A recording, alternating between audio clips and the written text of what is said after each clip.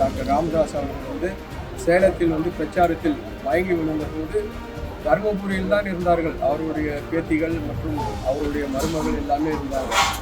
ஒரு 3/4 மணி நேரம் கூட ஆகாது சேலத்துக்கு போக. தருமபுரியில் அவர்கள் சென்று பார்த்திருக்கலாம். இதில் துரோகி என்றால் அன்புமணி தான் துரோகி. அவருடைய தந்தையாருக்கு துரோகம் செய்துள்ளார். தான் பிறந்த வன்னிய சமுதாயத்திற்கு வந்து அவர் துரோகம் செய்துள்ளார். காடு வெட்டி குரூப் செய்யாத துரோகமாக சொல்லுங்க. இந்த மாதிரி அவர்கள் உழைத்தவர்களை வந்து துரோகிகள் இல்லை, அவர்களுக்கு வந்து தேவையான சமயத்தில் உதவி செய்யாதது தான் அன்புமணியின் குணம்.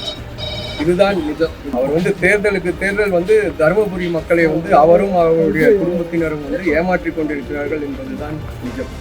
கலைஞருக்கு வந்து மாறன் மனசாட்சியாக இருந்தது மாதிரி டாக்டர் ராமதாஸின் மனசாட்சி என்பது ஜி.கே. மணி தான்.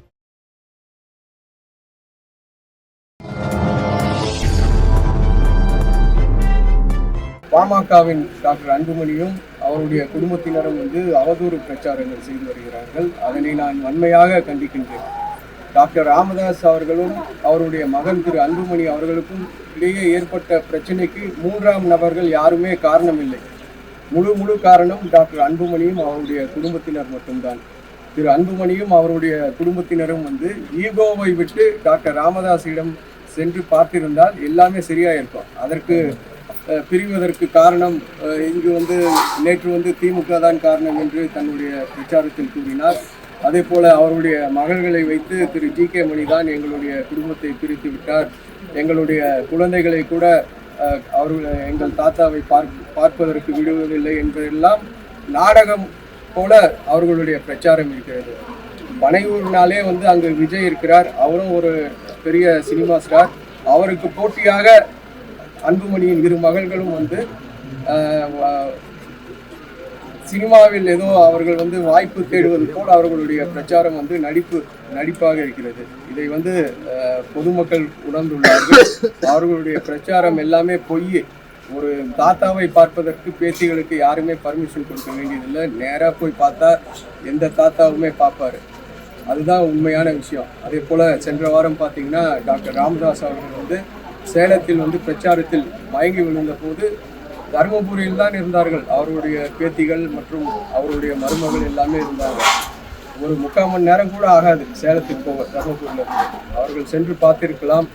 சேலத்தில் பார்க்கவில்லை என்றால் அடுத்த நாள் அப்போலோ ஹாஸ்பிட்டலில் வந்து அவர்கள் இருந்தபோது அங்கேயும் சென்று பார்த்திருக்கலாம். அவர்கள் ஏனோ பார்க்கவில்லை. இதற்கு காரணம் யாராக இருக்க முடியும்? அவங்களோட ஈகோ தான் காரணம். இதற்கு வந்து மற்றவர்கள் யாருமே காரணம் இல்லை. இது போன்ற அவதூறு பிரச்சாரங்களை அன்புமணி நிறுத்திக் கொள்ள வேண்டும். அவர் வந்து தொகுதி மக்களுக்கு என்ன செய்ய போகிறேன் என்று அவர் கூறவில்லை. இதுவரை வந்து துரோகிகள் என்றுதான் மற்றவர்களை பார்த்து கூறுகிறார்கள்.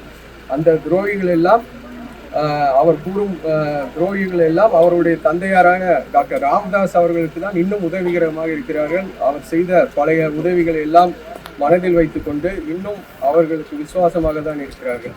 இதில் துரோகி என்றால் அன்புமணி தான் துரோகி. அவருடைய தந்தையாருக்கு துரோகம் செய்துள்ளார். தான் பிறந்த வன்னிய சமுதாயத்திற்கு வந்து அவர் துரோகம் செய்துள்ளார். எடப்பாடியுடன் சேர்ந்து வன்னிய மக்களுக்கு வந்து அவர் செய்த அவதூறு வந்து 10.5% என்ற ஒரு நாடகம். அந்த நாடகத்திலேயே அவருடைய குற்று வெளிப்பட்டு விட்டது. மீண்டும் இப்போ வந்து தேர்தல் சமயத்தில் வந்து அவருடைய குடும்பத்தினர் அனைவரும் டிராமா கோஷ்டிகள் போல் ஒவ்வொரு பக்கம் இருந்து பொய் பிரச்சாரம் செய்வது வந்து மிகவும் கண்டிக்கத்தக்கது.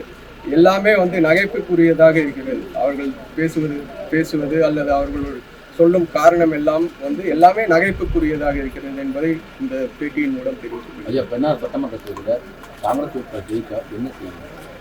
ஒகேனக்கல் 2ஆம் கூட்டு குடிநீர் திட்டம் ஏற்கனவே சிஎம் வந்து ஆய்வு பண்ணிருக்காரு.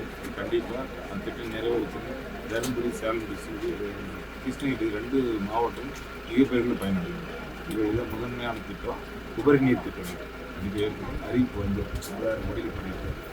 அதேமாதிரி கோட்டையூர் யாமூர் பாலம் திட்டம் ஆய்வு கண்டிப்பாக அது உண்மை இருக்கும். அது நேராக பெங்களூர் இணைப்பு. இப்போ இது எந்த கோரிக்கையை வச்சு முன்வைக்கு நீங்கள் வாசிப்பீங்க? இந்த கோரிக்கை தான் நிறைய பண்ணியிருக்காரு. அப்போ 15 ஆண்டு சட்டமன்ற உறுப்பினர் வந்து நிறைய எண்ணற்ற திட்டம் தமிழ்நாட்டில் மிகப்பெரிய வளர்ச்சியான இது பெண்ணாக இருந்தது. நீங்கள் போனீங்கன்னா தெரியும், கேள்விப்பட்டிருக்கீங்க. வாக்கு சேகரிக்கும் போது மக்களோட வரவேற்பு ரொம்ப பிரமாதமாக இருக்குது. நீங்கள் வந்து பார்த்தீங்கன்னா தெரியும், இவ்வளோ எழுச்சியாக இருக்குது. எல்லா கிராமமும் போனால் அப்பா செஞ்ச சாதனைகள் சொல்கிறாங்க. ஒரு சிலர் சும்மா இவங்க இந்த ஃபேஸ்புக்கில் போடுறாங்க. அவங்க வந்து அவங்களா தூண்டி விட்டு அதனுடைய பொறாமை அது தாங்க முடியல அவங்களால. அது இதாகிடுச்சு சொல்லி வேற எந்த காரணத்தை சொல்ல முடியும் சொல்ல போகிறோம். இது ஒன்றை மட்டும் சொல்கிறாங்க, அது வந்து அவங்களுடைய இயலாமையை காட்டுது, அது தோல்வி பயத்தை காட்டுது. தோத்துருவோம்னு சொல்லி வேற எதுவுமே அவங்க சொல்றது இல்லை. இது எந்த ஒன்றே காரணமும் இல்லை இவர் மீது குற்றம் சாட்டுவதற்கு. ஒரு காரணத்தை என் மீதும் தந்தையார் மீதும் குற்றச்சாட்டு ஒன்றுமே இல்லை, துரோகின்னு சொல்லி அது கொஞ்சம் அற்ப சிலர். இது வரைக்கும் யாரை பற்றி நான் எதுவுமே அவர் வந்து காடு வெட்டி குருவுக்கு செய்யாத துரோகமாக சொல்லுங்க. அவர் வந்து உயிரோடு இருந்தப்போ வந்து சிங்கப்பூருக்கு கூட்டு போயிருக்கலாம். அவர் இரங்கல் முறையில் வந்து எனக்கு வந்து அவர்கிட்ட பாஸ்போர்ட் இல்லை, அதனால நான் கூட்டு போகலன்னாரு. ஆனால் வந்து அதுக்கு அடுத்த நாளே பலர் வந்து திரு காடுவெட்டி குரு அவர்களுடைய பாஸ்போர்ட் டீட்டெயில்ஸ் எல்லாமே சமூக வலைத்தளத்தில் பகிர்ந்தார்கள். அவர்களுடைய பாஸ்போர்ட் வந்து 2026 வரைக்கும் லைவ்ல இருந்தது.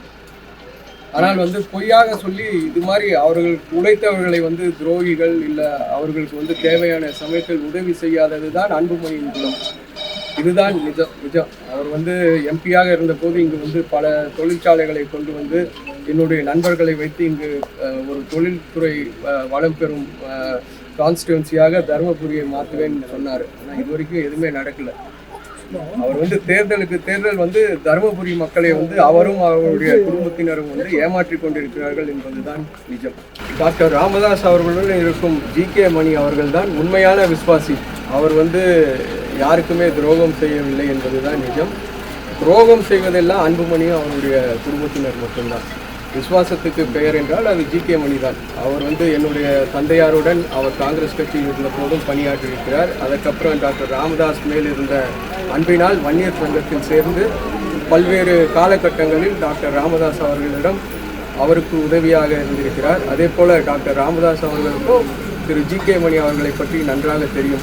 அவர் என்றைக்குமே யாருக்குமே துரோகம் செய்ய மாட்டார். கலைஞருக்கு வந்து மாறன் மனசாட்சியாக இருந்தது மாதிரி டாக்டர் ராமதாஸின் மனசாட்சி என்பது ஜி.கே. மணி தான் என்பதை இந்த பேட்டியின் வாயிலாக தெரிவிக்கிறார்.